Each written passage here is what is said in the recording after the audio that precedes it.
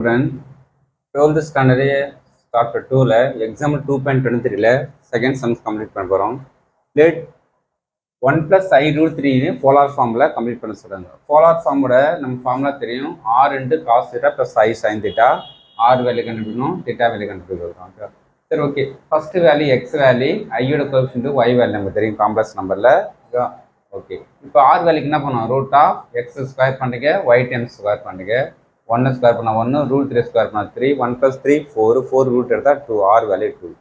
Next alpha வேல்யூக்கு என்ன formula? tan inverse of modulus of y by x, y value root 3, x value 1, root 3 by 1 root 3 தான். எப்போ வந்து tan inverse root 3 வரும்னா y by 3க்கு வரும் அந்த டேபிள் வேல்யூல. ஓகே, இப்போ எக்ஸும் positive, y value positive value இருந்துச்சா எத்தனை குவாட்ரண்ட்?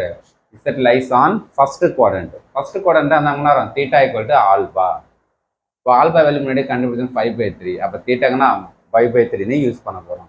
அப்போ தீட்டா வேல்யூங்கான ஃபார்ம் பண்ணிட்டோம், ஆர் வேல்யூ கண்டுபிடிச்சு எடுத்து இதில் சப்ஜெக்ட் பண்ணுங்க. 1 + I root 3 = r = 2 into cos π/3 plus I into sin π/3. Okay, இதான் நமக்கு போலார் ஃபார்ம். ஓகே.